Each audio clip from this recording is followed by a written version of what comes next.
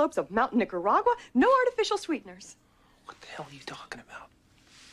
Who are you talking to? Who you talking to? I was gonna add it, but he got it.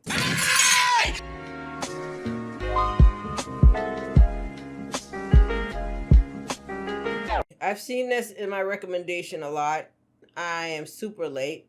A year late. Almost a year late. SpongeBob Conspiracy. Number 1. The Squilliam Theory. I'm gonna check out 1 and 2. What's up with their fake...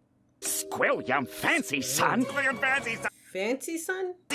Squilliam Fancy Son III is Squidward's rival from high school band class. Okay. I'm just learning the full last name there. Fancy Son. So, I just took my private yacht across my private lake to my private heliport. He's more wealthy, popular, and talented than Squidward, and he always rubs it in his face. That's right. I'm living your dreams, Squidward. Oh, just succeeding in everything you failed in. But I intend to prove that he's a fraud, using his wealth to make himself seem more popular and talented than he actually is. He goes to ridiculously extreme and expensive lengths to humiliate Squidward and show his superiority, and I'm gonna prove it.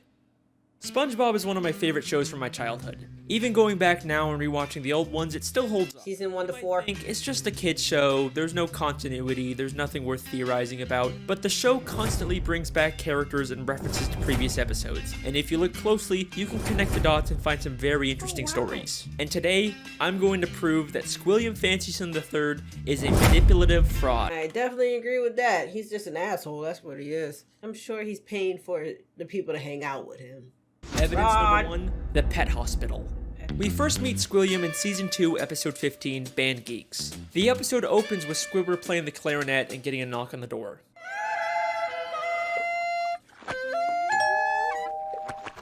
Yeah, we're with the pet hospital down the street, and I understand you have a dying animal on the premises. Immediately after, Squidward gets a call from Squilliam. Hello, you've reached the house of unrecognized talent. Please start after the... Sounds as though you've got a dying animal to attend to, eh, old chum? I believe that not only was Squilliam spying on Squidward to know when he was playing his clarinet, but he also hired the doctor to come and embarrass Squidward. Yeah, we're with the pet hospital down the street. Pet hospital down the street. We have never seen a pet hospital in Bikini Bottom. We've only ever seen just the regular Bikini Bottom hospital. We've seen this purple doctorfish before, but once again, he's never worked at a pet hospital. We've only ever seen him at the regular general hospital. Well, Mr. Squarepants, it seems you have the suds. Are you ready for your treatment? Then there's this green fish behind him, and we've only ever seen him as one of the many identical paramedics that work at the Bikini Bottom Hospital. We even see him at the end of the episode to take Squilliam away after fainting. So it is very likely that Squilliam hired these two and told them to pretend like they're from a pet hospital just to humiliate Squidward. But this is just the start of Squilliam's elaborate lies. Evidence number 2, the Bubble Bowl. In the same episode, Squilliam also says, I'm the leader of a big fancy band now, and we're supposed to play the Bubble That's Bowl lies, next right? week. Lies. Oh, lies! The problem is, I'm busy next week and can't make it, so I was hoping you and your band could cover for us. but we've never seen Squilliam's band before, and despite claiming he's too busy to make it to the Bubble Bowl, he still shows up at the end to watch Squidward's band. So both his excuse and probably his band were made up to pressure Squidward into humiliating himself at the Bubble Bowl. Evidence number 3, Squilliam's friends. In Season 3, Episode 8, Squilliam Returns, Squidward leaves for work and conveniently bumps into Squilliam and all of his fancy friends, despite Squilliam not seeming like the kind of guy that would come near the Krusty Krab. He and his friends make fun of Squidward for working as a cashier. Hold it! Don't tell me! You're a cashier! Don't lie. Lying always makes it worse. But I believe that this encounter was planned out by Squilliam in advance, Yeah. and he hired all of those Definitely. people to pretend to be his friends. Take a look at Squilliam's friends. They're all nicely dressed, you kind of get the sense that they're fancy, high-status members of Bikini Bottom, but they aren't. This is more like what the fancy rich people in Bikini Bottom look like. These are just some regular Bikini Bottom citizens. Most of them usually don't even wear nice clothes like this. And most of them are regulars at the Krusty Krab and would already know Squidward as a cashier. Wait, Daddy doesn't have enough slime! These are not the type of people Squilliam talks. would hang out with. I mean, why would Squilliam be hanging out with one of Pearl's teenage friends? At the end of the episode, Holy Squilliam shit. even admits to his whole life being fake. I made everything up about my life. I have no yachts, jets, or Oh, anything. I'm sure he does still I was have that. only trying to impress you. And then, of course, he quickly says he's just kidding. Is that true? Of course not! I'm filthy stinking rich! But was he kidding? I mean, obviously he's rich. Yeah, but he's rich, is but he there a doesn't have nugget of friends. truth in there? Evidence Of number course. 4, the statue. In Season 7, Episode 6, Squidward has to pick up trash for community service, and Squilliam once again conveniently bumps into him and reveals he's cleaned up so much trash that the city actually built a statue of him. Maybe if you clean up Bikini Bottom, they'll build a statue of you. Oh, wait! They've already built one. Of me! I cleaned up all of Bikini Bottom in only 1 week. I believe that once again, this encounter was staged by Squilliam, and Yes. he actually paid to get that statue built. As Squilliam tells Squidward about the statue, a female fish admires it and says, Bless you, Squilliam Fancyson. Bless you. but if you remember, this is one of those friends Squilliam likely paid, making her whole comment feel very fake. By the end of the episode, Squilliam's statue gets destroyed. A police officer approaches and they have this exchange. This is your statue? It was. Squilliam admits that it's his statue, not the city's. And why else would the officer give him specifically a ticket if it was city property? Evidence number 5, the concert. In Season 6, Episode 17, Squidward watches Squilliam play the clarinet at a big fancy concert. Never seen Receives him. a standing ovation, causing Squidward to leave angrily. But I believe this entire concert is a scam. Not only has the audience been paid to cheer, but Squilliam never even touches his instrument. Once again, many of the audience members were part of Squilliam's quote-unquote friends, but we also never actually see Squilliam play the clarinet. Wait, so did Squidward hear him play? It looks like Squidward got up very angrily in his turtleneck suit. Turtleneck. He was wearing a turtleneck. But that's besides the point. Right after he's finished his performance with the audience cheering, and one member of the audience says, He's such a great musician. He doesn't even have to touch an instrument to be brilliant. What? maybe the real reason Squidward leaves so angrily is 'Cause he because did the it. audience cheered for Squilliam even though he never even touched his clarinet. Oh. Maybe Squilliam is just as bad as Squidward at the clarinet and he's trying to hide it. Damn. Squilliam has gone to some pretty extreme lengths just to humiliate Squidward. And yet Squidward still falls for his bullshit. But nothing, and I mean nothing, compares to what he does next. Evidence number 6, the music college. In the same episode, after Squidward leaves the concert, he's approached by the headmistress of the Bikini Bottom prestigious music college. Aren't you the esteemed Squilliam Fancyson III, who we all came here to see perform tonight? She mistakes him for Squilliam and offers him a position as a professor. Squidward pretends to be Squilliam and teaches a class, only for the police to burst in and arrest him, all while he's being filmed on live TV. And I believe that this is Squilliam's most elaborate and most expensive scheme to destroy Squidward both publicly and legally. This encounter where Squidward gets offered a job is already suspiciously convenient, but listen closely to their exchange. I'm Squilliam Fancyson. But didn't you just say a minute ago that your name was Squidward Q Tentacles? It is. No, I mean, no, I didn't. Well, that's a relief. I mean, what kind of a moron would go to their worst enemy's music recital? What kind of moron would go to their own enemy's music recital? How does she know that Squidward and Squilliam are enemies? If she knew who Squidward was, then why didn't she recognize him? Why would she mistake him for Squilliam? This feels way too much like she was hired by Squilliam to set a trap for Squidward. And if that's not enough, the headmistress's associate is literally just a guy from the paid audience wearing a disguise. He just threw on some glasses to seem smart. Squilliam knew that Squidward couldn't resist the opportunity to teach a music class, even if it meant breaking the law. My very own music. Squidward. Then we get to the Bikini Bottom prestigious Squidward. music college, and right off the bat, there's something very fishy about this place. The building itself is very green and grimy and has a very cheap metal look. Nothing about this says prestigious except for the big sign on top, which feels like the only new thing about this building. I think there is a very good chance that Squilliam just bought some old warehouse, then stuck a sign and some paint on it to disguise it as a college. I mean, look at these other schools in Bikini Bottom. They all have a very nice structure and a paint job, but this prestigious music college looks like a dumpster. Going into the classroom, not only does it have another one of Squilliam's friends, but if this is such a prestigious college, how did Spongebob and Patrick get in here? Would you two numbskulls mind telling me what you're doing in music class anyway? Sure. Patrick's New Year's resolution was to learn to play an instrument. They say it was their New Year's resolution to take a music class, but you'd think it'd be harder for them to get into an esteemed music school if they just decided to go to it on a whim. Seems like they're just letting in anyone to sell this ruse. Then, both the police, Squilliam and the headmistress, and a live news broadcast show up at the same time to arrest Squidward for impersonating Squilliam.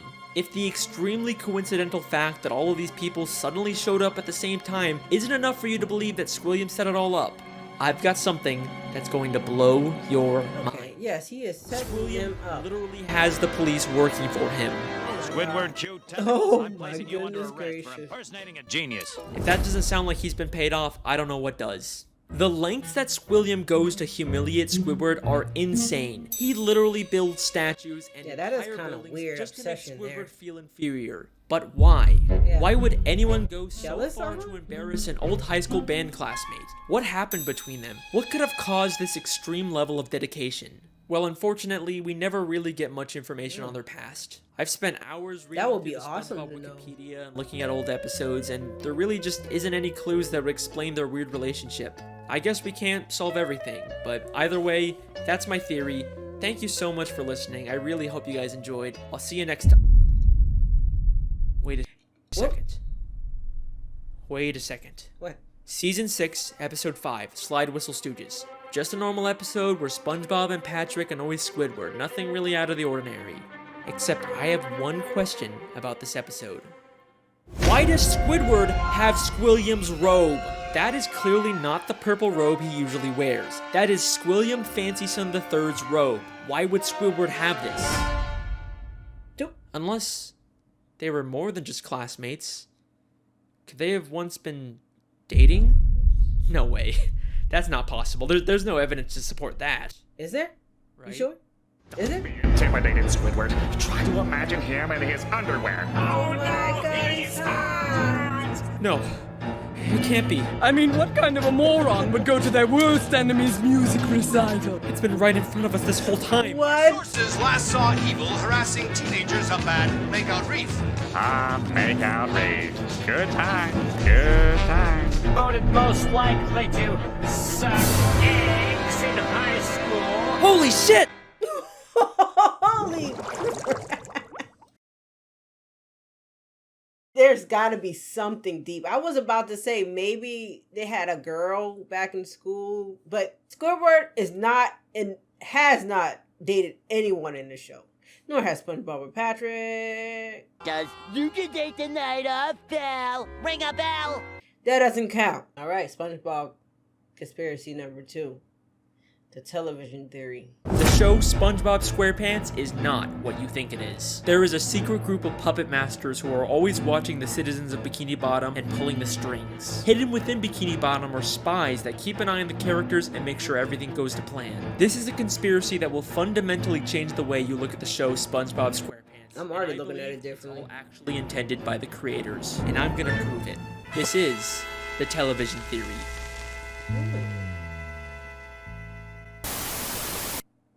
You guys had a great reaction to my Squilliam Fancyson theory, and I had a lot of fun making it. Squilliam, you lying, deceiving bastard! I didn't even realize that! But trust me when I say that what I've discovered this time is much, much bigger. To start this theory, we have to go back to the very beginning of the very first episode of SpongeBob SquarePants. Ah, the sea. So fascinating. So wonderful. Here we see Bikini Bottom, teeming with life. Home of one of my favorite creatures, SpongeBob SquarePants. Yes, of course he lives in a pineapple, you silly. So let me ask you a question. Who's speaking in this clip? Well, Narrator? obviously that's just the narrator. We hear his voice many times throughout the show. Ah, Goo Lagoon. A stinky mud puddle for you and me. Ah, the Krusty Krab. Through these doors pass all the many kinds of undersea life. Pop's boating school, where diligent students learn the rules of the road. But who exactly is the narrator? Well, he's just the narrator, right? We're not supposed to think about who he is or why we're hearing him. Lots of shows have narrator framing devices we're not supposed to think about. Caillou was amazed that Mommy had made a rainbow, just like in the picture. I got my feelings about goddamn Caillou. I did not like my son watching that boy. Caillou had... never mind, this is not about Caillou. Sounds a lot like he's narrating a nature documentary. The ocean. From above, a simple blanket of water. But below, a complex world full of color, life, and wonder. Ah, the sea. So fascinating. So wonderful. Here we see Bikini Bottom, teeming with life. What if I told you that he's not just some random disembodied voice? He's an actual character in this universe. Here we are again at the Bikini Bottom boating school. Today is once again the day of SpongeBob's boating school exam, but more importantly, this is the last test for the year. And if SpongeBob does not pass this one, it means another whole year of boating school! Yeah. SpongeBob literally crashes into the fourth wall, and we actually get to see the narrator and the camera he's been filming with. The show SpongeBob SquarePants is not just a cartoon. Everything we see is a part of a nature documentary television show being filmed by scuba divers. And if you're still not convinced, I searched really hard and found an old SpongeBob DVD bonus feature that basically confirms everything. Since before time even existed, land-loving scientists have tried to learn the secrets of intelligence. Their studies led them to the sea, where the citizens of one undersea colony demonstrated a genius so enormous, the scientists felt compelled to record their actions for use in teaching mankind how to live better. The name of this miraculous place? Bikini Bottom. What? Over the mass of brainy masterminds scattered about this strange land, the scientists chose 6 Bikini Bottom residents at random to study. As the scientists marveled at the advanced knowledge and superior intellect of these 6 creatures, I went to college! They rolled their cameras and took notes. And now, finally, we can learn all of the things that these smarty pantsuses have to teach us. Life lessons from Bikini Bottom. I don't know how it can get any more clear than that. Now, if you rewatch the show with this new information in mind, some things start to take on a whole new meaning. Throughout the series, there's this weird, unexplained running gag of a human hand interfering with the characters. It's even in the beginning of every episode in the intro for the show. Maybe the filmmakers are doing a bit more than just studying these characters. The hand seems to mostly interfere just to maintain the health and safety of the characters, like treating SpongeBob for the suds. Well, Mr. Squarepants, it seems you have the suds. Are you ready for your treatment? Oh, Hans!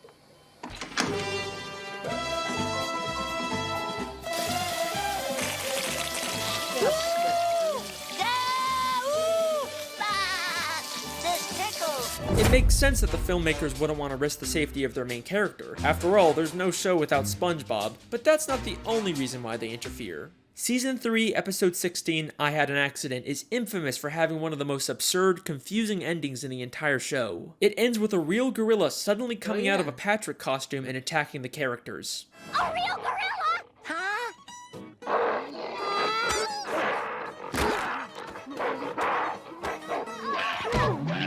Then as soon as SpongeBob begins to question the logic of the scene, this happens. What's a gorilla doing underwater in the first place? Well, it's funny you should. I mean, see the. He ran underwater. Let's get out of here.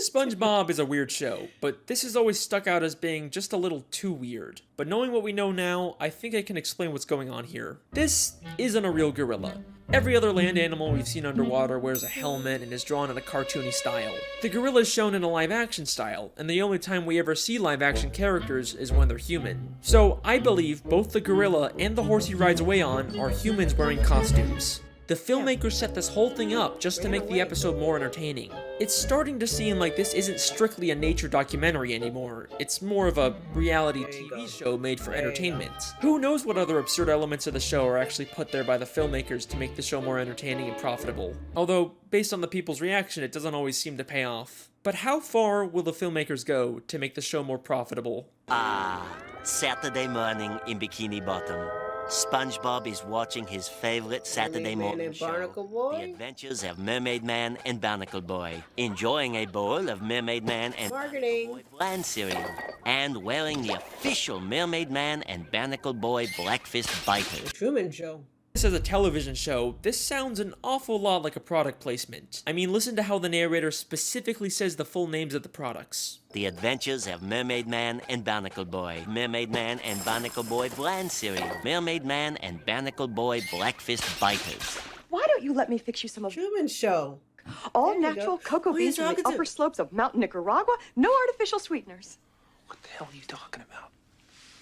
Who are you talking to? Who are you talking to?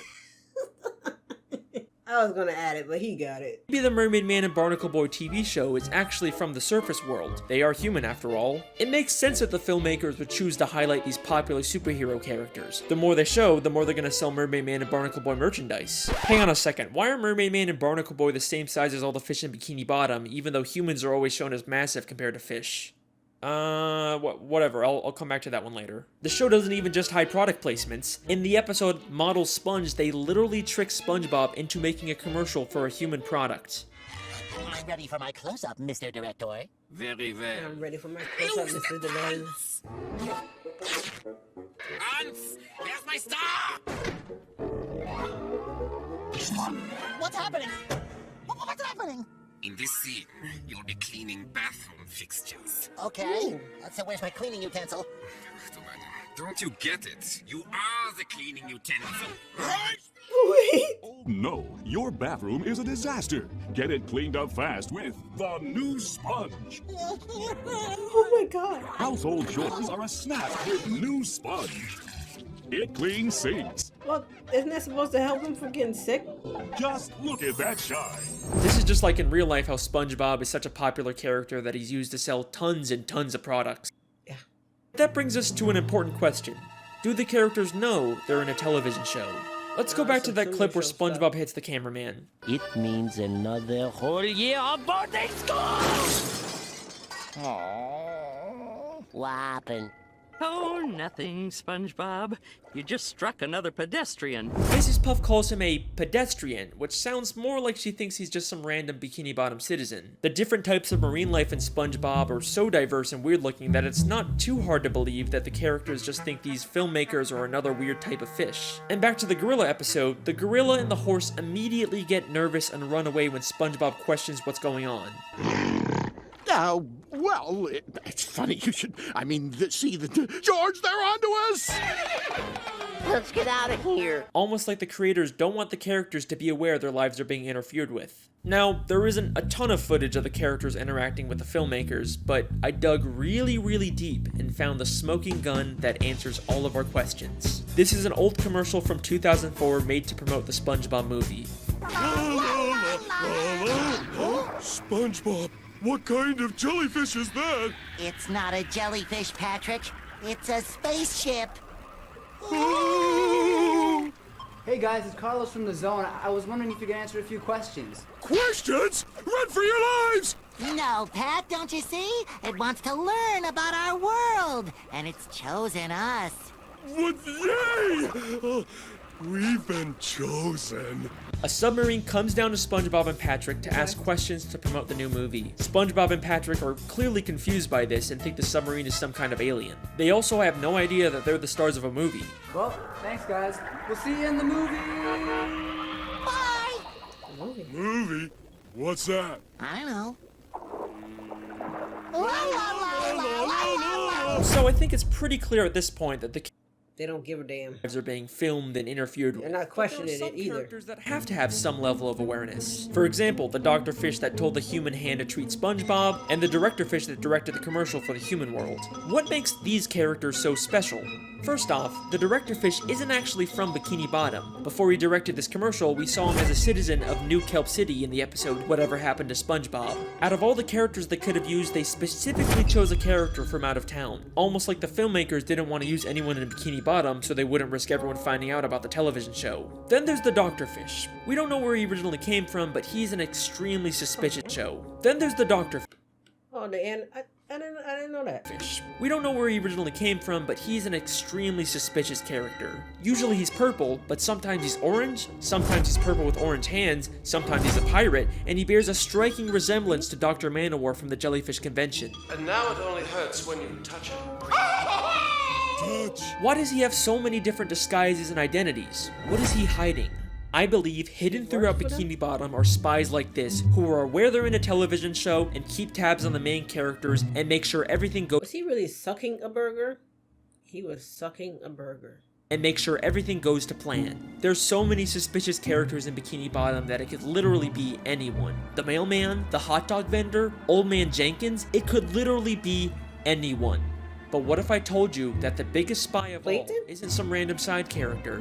It's one of the main characters of the show. Someone who's been there from the very beginning. Someone who's not even from Bikini Bottom. Someone who's not even from the ocean. That's right. Sandy Cheeks. Holy shit. Holy shit. Sandy Cheeks is the thrill-seeking, scientific squirrel from Texas who lives underwater in her tree dome. But why did she come to Bikini Bottom? In the episode Chimps Ahoy, we find out she was hired by a group of chimpanzees to come underwater and create inventions. But why does she need to be underwater to make inventions? She could have just as easily have made any of her inventions on land. It must be extremely expensive to maintain a giant dome of air underwater. There is no way the only reason she's here is to make random inventions. I think this whole episode is an elaborate ruse to throw off the other characters from the real reason Sandy is in Bikini Bottom. To spy on the main characters and make sure the show stays on track.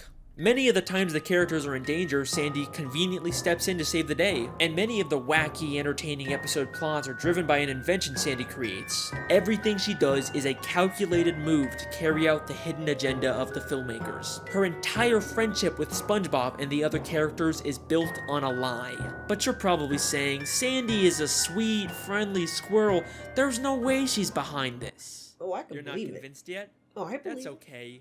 Because what I'm about to show you is so mind-blowing, so insanely revealing, that it's actually the whole reason I decided to make this video.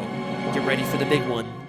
Season 10, Episode 10, Feral Friends, is the episode that unlocks this entire mystery. During a birthday party, a green moon suddenly appears and turns everyone except Sandy into less evolved, real-life versions of themselves. Sandy is completely caught off guard by this and decides to call someone for help. Look at Larry the Guess who she calls.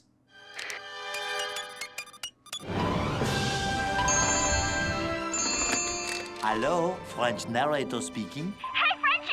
It's me, Sandy! Frenchie! Sandy Cheeks, how is it hanging? Oh, it's not hanging too good, Frenchie. You see, there's this— Don't say another word. I have been monitoring the behavior of the green moon all day. Huh, yeah, I guess that's a pretty interesting clip, yeah. Yeah, very. Holy shit! Sandy literally calls the narrator to let him know what's going on and asks for instructions on what to do next. She has been working with him the entire fucking time. He even has a picture of her on his desk. This is where I originally planned on ending the video, but there is still one small issue with the television theory. Just one nagging plot hole that contradicts everything. If this is all a television show filmed by scuba divers, then how are we seeing inside the buildings? It's not like any of the humans filming the show could fit inside them. It's the one annoying thing that keeps this theory from being complete. I mean, the most logical explanation is that they have hidden cameras inside of everyone's homes, but we never really see anything like that. Holy shit. Season 6, Episode 24, Truth or Square. The Spongebob 10th Anniversary Special where they reveal lots of stuff about the characters. But the most damning piece of evidence comes from when the characters get lost in the Krusty Krab vents and end up in a room full of monitors showing live footage of all of their homes. What? Oh! My house is on TV! All of our houses are on TV. Wait a second. Gary the Snail, you get down from that bed this instant! He can't hear you. Here's my house. And who is the character responsible for all of these hidden cameras? Mr. Krabs, why do you have cameras watching us? Oh, well, I just want to make sure you all floss after every meal. Thank you, Mr. Krabs. Dental hygiene is very, very important. Dental hygiene? Eugene, you lying bastard. Of course he would sell out his friends for a quick buck. And if there's any part of you that thinks there's some chance Mr. Krabs has all these hidden cameras for some other reason, then take a look at what happens next. Hey, who are those guys? I think it's us, Patrick. But who are they? What the hell? Alright, they're not even trying to hide it anymore. A cameraman and a boom operator have been following around the characters this entire time. And just like the gorilla, as soon as they get seen, they make a run for it. The case is closed.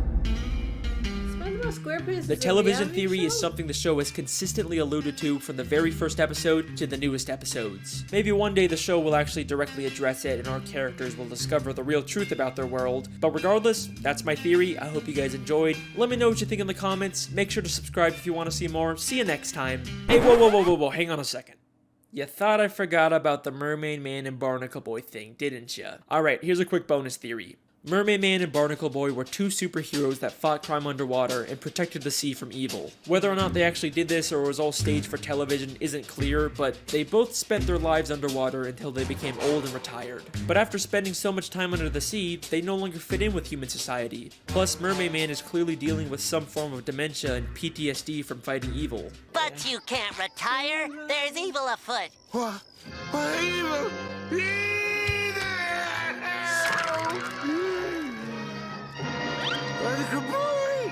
So, they decided to live the rest of their lives in Bikini Bottom, and in order to fit in better with their fellow sea creatures, they made the permanent decision to shrink themselves using Mermaid Man's shrinking belt. The case is closed. Again.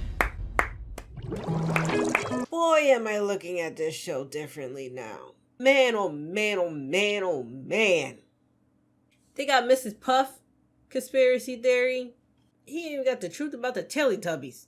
But there we go, Blaze Squad. I hope you guys enjoyed it. If you did, make sure you blaze the like button. If you made it all the way to the end of this video, go ahead and comment. And I will see you guys in the next video.